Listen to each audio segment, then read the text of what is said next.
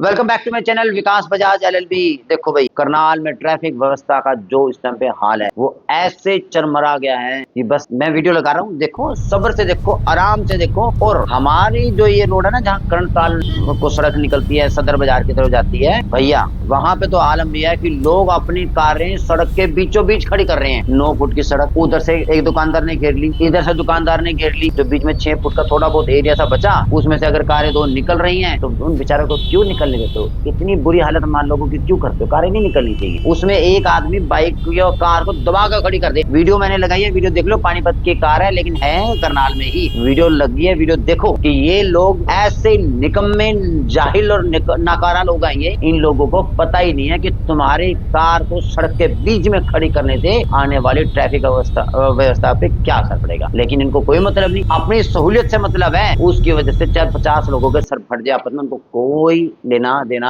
नहीं है। तो मैं करनाल की ट्रैफिक व्यवस्था से क्लियरली एक ही सवाल दागना चाहूंगा कि क्या इस तरह से हम अपने ट्रैफिक को कंट्रोल करेंगे? क्या इसी तरह से हम लोग सारे व्यवस्था को देख रहे हैं कि आम जनता को क्या परेशानियों का सामना करना पड़ रहा है, लेकिन आपको कोई लेना देना नहीं। वैसे तो करनताल के अंदर ज्यादा बातों में नहीं जाना, इधर ही रहना। फिर ऊपर से अर्जुन धनुष ताने हुए, ज्यादा बातों में अभी भी नहीं जाना है, ठीक है। लेकिन जब ऊपर से बारिश आएगी तो बारिश की बूंदें जब तालाब के चारों तरफ फैल जाएंगी और उसमें गंदगी जमा हो जाएगी, यही हमारे करनाल की नगर निगम की सच्चाई है, जो आपको बता रहा हूँ। हाँ, बहुत जल्द हम इसके ऊपर ऑपरेशन करने वाले और कर देंगे, क्योंकि जनता को जो फैसिलिटेट करना चाहिए था हमारे सिस्टम को, वो नहीं किया है। मैं अभी तक भी प्रशासन में बैठे हुए किसी भी इंसान तक नहीं आ रहा हूँ, चाहे वो एमएलए हैं, चाहे वो मेयर हैं, चाहे बहुत सारे एमसी हैं। ये एक बात मैं बता देना चाहता हूँ, वन बाय वन जैसे जैसे हमारी वॉलंटियर्स की टीम बढ़ती जाएगी, वैसे वैसे हम लोग सारे एमसी, फिर एमएलए, मेयर, सबको, जितने भी चेयरमैन हैं, जिनको नवी नवी तनख्वाहें स्टार्ट हुई हैं,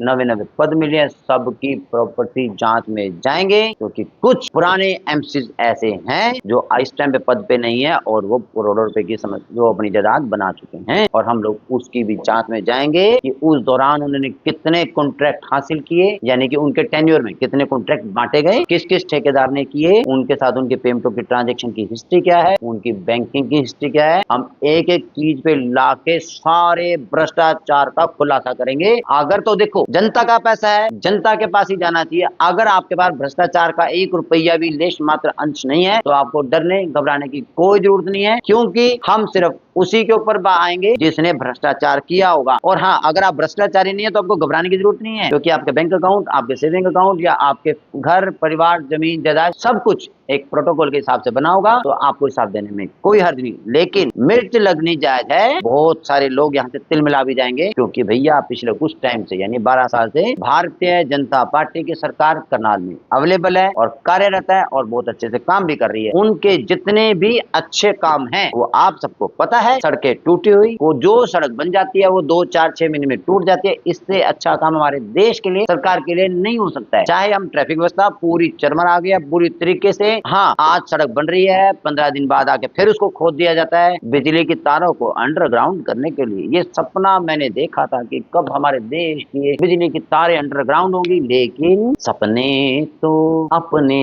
होते हैं। हाँ, सपना देखने पे आपका अधिकार। मैं उस सपने की बात करूं जो नींद में सोने के बाद आते हैं, और आते हैं सुबह उठते ही वो याद नहीं रहते। इसलिए बिजली की तारों को अंडरग्राउंड करने का सपना आप देख सकते हैं, आपका अधिकार है। लेकिन वो पूरे होंगे या नहीं होंगे, या हमारे देश की सरकारें उसे पूरा होने देना चाहती भी हैं कि नहीं, उससे मेरा कोई लेना देना नहीं है। हाँ, उसके नाम पे आपके घर के आगे से बनी हुई 15 दिन महीने पहले सड़क तोड़ दी जाती है, खोद दी जाती है। उसके बाद जैसे ही वो पैचअप होता है तो फिर 15 दिन के बाद दोबारा उसकी तोड़फोड़ कर दी जाती है। ऐसी ही करनाल की सड़क हमारी नजर में आ गई है। बहुत जल्द हम उस पर खुलासा करेंगे, क्योंकि हमारे कैमरामैन साहब 2 दिन से छुट्टी पे हैं। थोड़ी सी प्रॉब्लम तो है, लेकिन समस्याओं का सामना करके जो आगे बढ़ते हैं उसे ही विकास कहते हैं। और हाँ, मैं खुली नंगी चेतावनी सबको देना चाहता हूँ, मेरा नाम बदनाम नहीं करना। बात में तुम ऐसे नहीं करना है, हर बात में विकास का जिक्र कर देते हो, ऐसे नहीं करो। मैं हूँ विकास, आपके सामने हूँ, और देखो विकास तो विकास ही होता है। फिर मत कहना कि मैंने बोल दिया, मैं बोलूंगा तो फिर बहुत सारी पोल खोलूंगा। बहुत बहुत धन्यवाद दोस्तों।